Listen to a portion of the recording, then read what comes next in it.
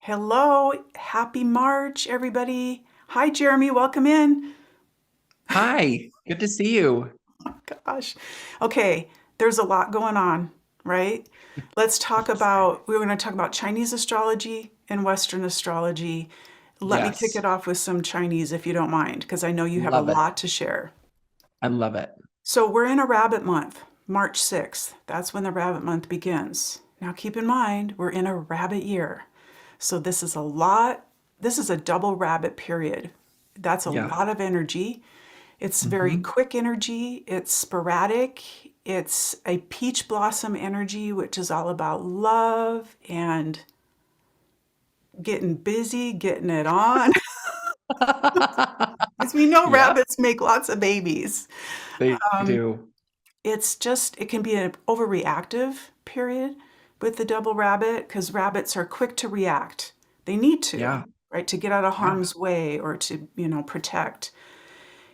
Also, this rabbit energy, now remember, this is affecting the planet and it's affecting us. So we have to be compassionate. That's what the rabbit's teaching us this year, is to be hmm sensitive and compassionate to other people and how they're reacting to these influences because we don't know everybody's chart and how it's influencing them. So this is in general stuff that we talk about here, right? yeah, The rabbit is a wood energy. It's a very active, creative energy, and it's associated with the liver, with your limbs.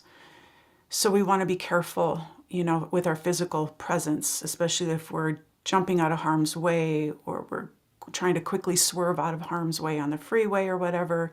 Be very careful. The liver is also the emotion of anger versus serenity. yep. So we're trying to navigate where we're going to live in that world this month. What do you think? What do you want to add on to that? Oh my gosh, yes. Yes to all of that. I was just thinking this morning as I was getting ready about the difference between last year, which was the tiger, and this year, which is the Mm, rabbit. Both are wood animals. Okay. And so the thing that I find really interesting is they're both a little bit unpredictable. The difference between their unpredictability, though, is the tiger's very aggressive. It wants to kind of hunt its prey, right? The rabbit is very reactive, so it sees a tiger coming, it's going to hop away, right? hmm It's going to bolt. It's going to be its first initial reaction. So with the double rabbit energy, with all of the things that are going to be going on in the collective and in the world, the first reaction that most people are going to go into is fear, because that's one of the shadow sides of the rabbit, being reactive and worried and scared. So what we need to do is we need to flip it. We need to flip the script and go to the higher traits of the rabbit, which is all about compassion, love, coming together, hmm really spending time with the people that you really love rather than freaking out. Yeah. Even like being of service, helping somebody out that, is, having a rough go of it. So I did mention peach blossom, and this is a very fertile time. So if you're wanting children, this is a great time. If you're not wanting children, do what you have to do to protect yourself. Well, yeah, I was just going to say this. There's going to be a lot of babies born next year, year of the dragon. There's hmm going to be a lot of babies made this year Yeah, because of that rabbit because of energy, the rabbit. especially this month. Yeah, for sure. So, and and the peach blossom energy is all about romance and love and sexuality and connection. So that's amped up this month. Just it's just a lot of fun energy. It can be a kind of a seductive, fun, playful time, right? If we can Yeah, go more, like you said, more towards that playfulness of the bunny, rather than like that rabbit that's caught in the headlights and trying to get across the road as quickly as possible. The yeah. rabbit also sits in the east sector of the Mhm. feng shui compass, and that east sector represents past, present, and future, family and ancestors. So when it comes to those relationships, our family members, we do want to lean in with compassion, lean in to be of service, lean in to comfort. I think it's really important. recently, like the image of the bunny or the rabbit, it's really more about going inward. The rabbit does most of its life in the dark. It works with the shadow side, the dark, deep stuff, because it's a ground dweller. You know, it's out of the light of day. It's out of the harm of the outside world that's in the weather patterns that are happening. It's safe in its burrow with its close family. And so even if you're being pulled into those dark points, lean in with compassion there as well, in love for yourself. Create a safe space for you to do that.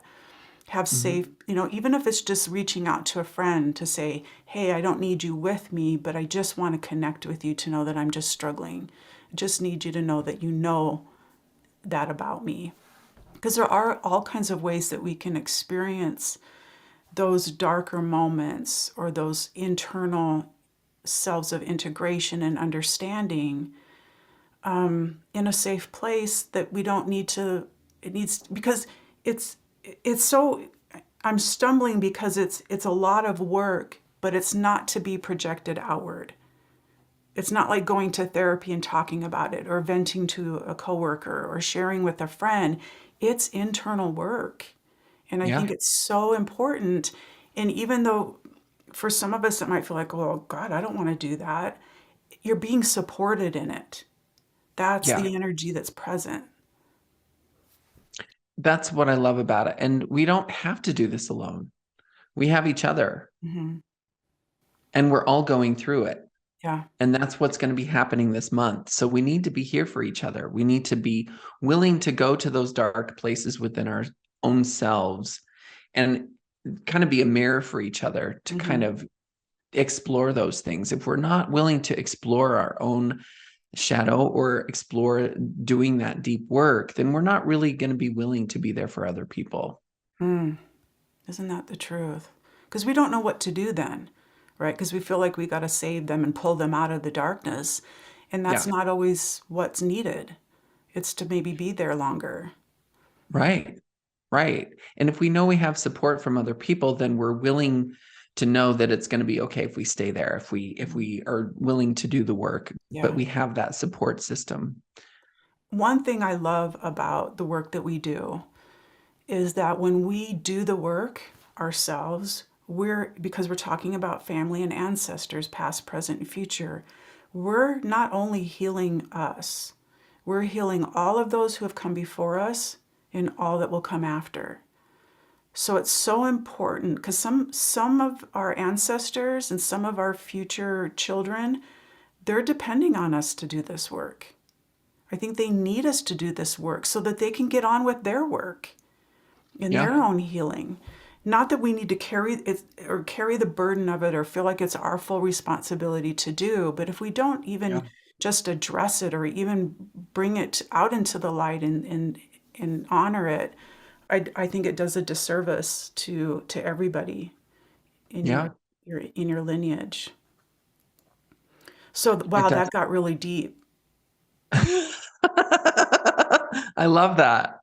Might as well do it because that's just again, it's a theme that's arising over and over again this year. But Hmm. having that double rabbit energy, it's going to be really potent. Yeah. Yeah. So how are you seeing this playing out in the stars? Oh my gosh.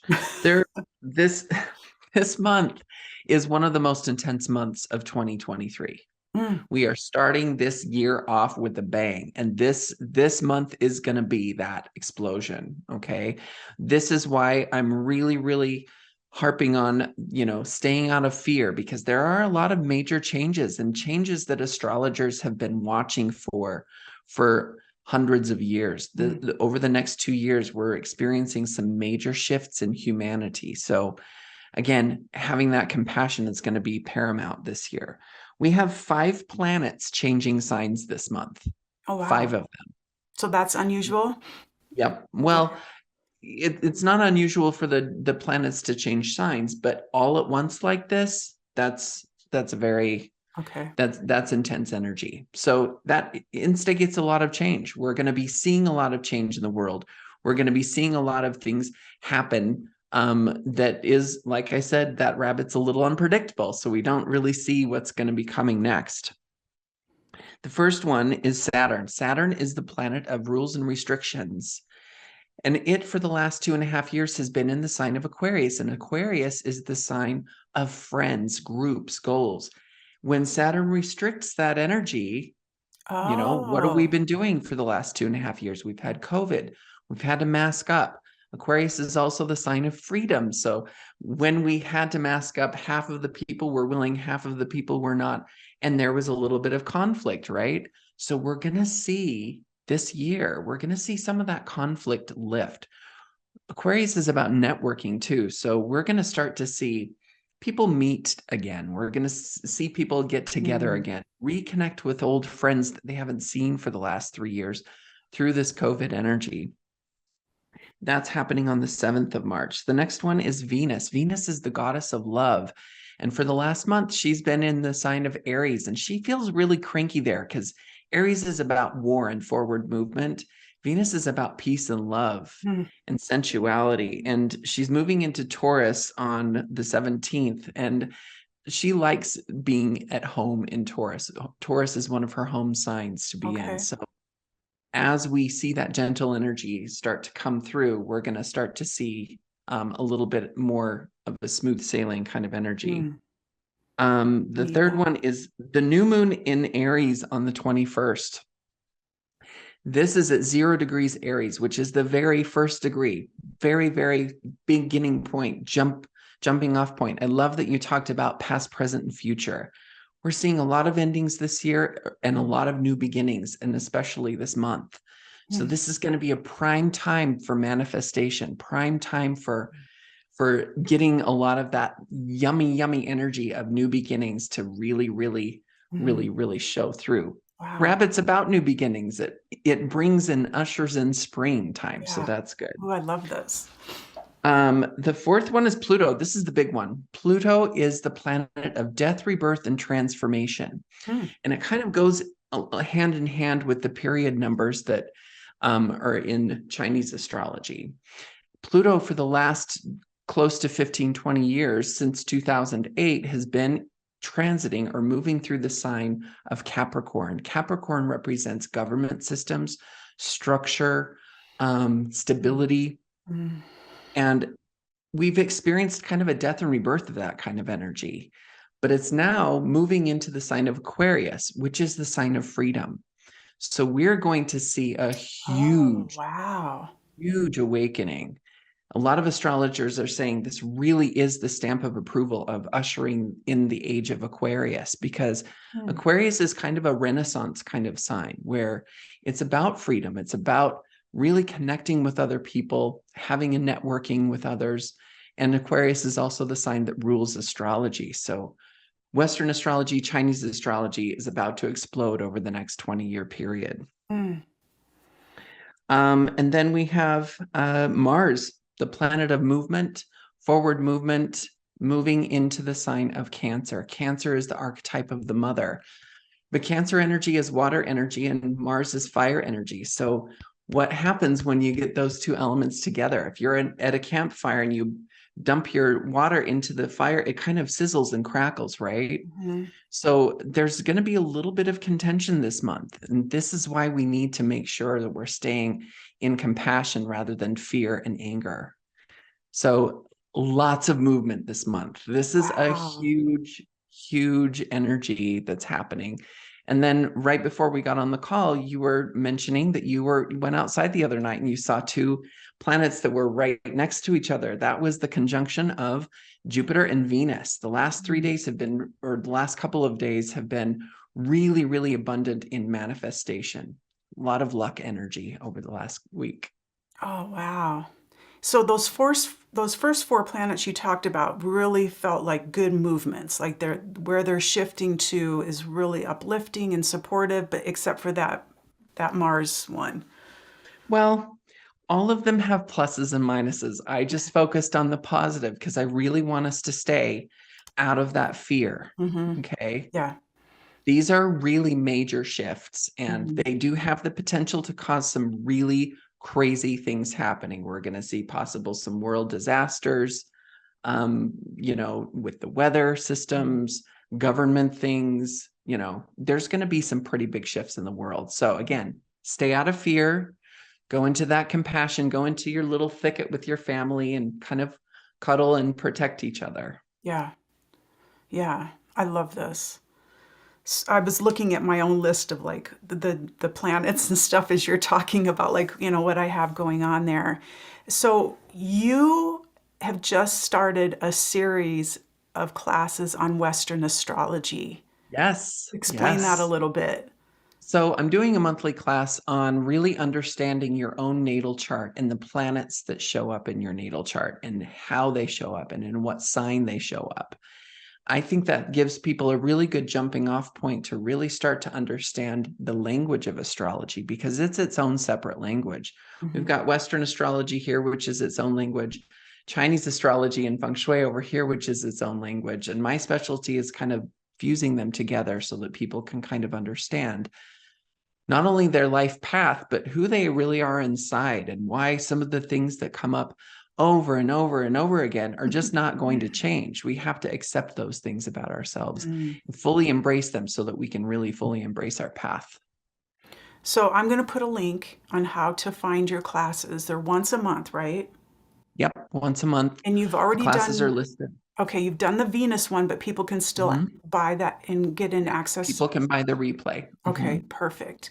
So you're just doing one planet at a time, and you Mhm. have to like make sure you have your Western astrology chart in front of you, and you walk people through some Yeah. videos on how to get that ahead of time. Yep. If you sign up for the replay of the Venus class, you're going to get a link to understanding your how to calculate your natal chart for free online. And every class that you sign up for is going to have that video tutorial that I created so that Okay. you can really understand. You can come to the class prepared and really know what we're talking about. Mhm. Well, I was in that class, and it was so fun because I had all my family's charts laid out. I'm looking at my son and my daughter, and I'm taking notes, and I've got post-its on everybody's chart. There was so much conversation. There were so many questions.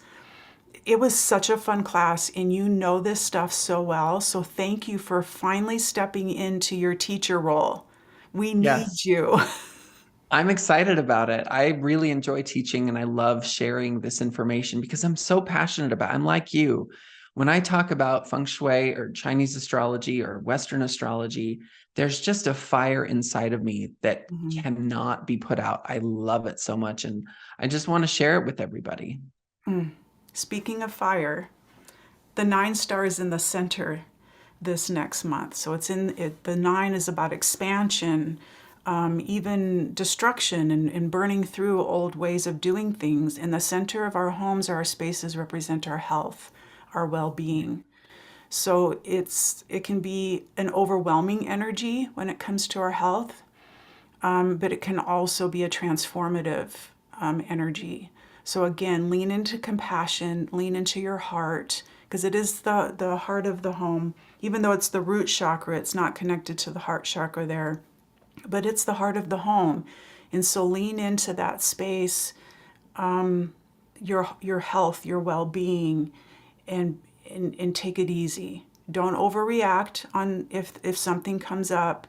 Check in, slow down, use your breath. Breath, oxygen is what controls the fire that's coming in. So, Yeah. are you going to pull a card for us? Yes, I Okay. am. I'm pulling from the Enchanted Map deck from Ooh, Colette Baron love that Reed. one. I love this deck. So, it's just, there's so many layers of images in in those cards. No, the images are so pretty. And sometimes they're real soft and subtle and kind of hidden. It reminds me of like the highlight magazines where you had to look for the hidden images in the picture. Yeah. Yeah, I love that. Okay, so this is the Gentle Gardener. I love this image. You can see Wow. there's these little eggs that are hatching and they're little fairies and they're just kind of coming to life, but they've got this beautiful wise woman that's in the sky looking Oh, after them. yeah. So the gentle gardener is all about, you've planted a lot of seeds in your life. Now isn't necessarily the time to harvest them. It's not the time to be planting new seeds. It's the time to be looking after the seeds that you've already planted. Water them. Make sure that you're taking good care of them. Make sure that you're taking care of, if you're in business, take care of the clients that you already have rather than trying to go out there and find new ones. Make sure that you're taking care of your friends. Just like Tina said, reach out to your friends, connect with people this month. Make sure that all of your loved ones are taken care of. And as you do, that gentle energy is really going to help us to stay in the higher vibration of the rabbit this month. What a great ending. Thank you. All It's right. good to see you. Links to your class or links to readings are down below. So hopefully we'll see you on the other side. Have a great month. Yeah. Bye. Bye. Thanks, friend.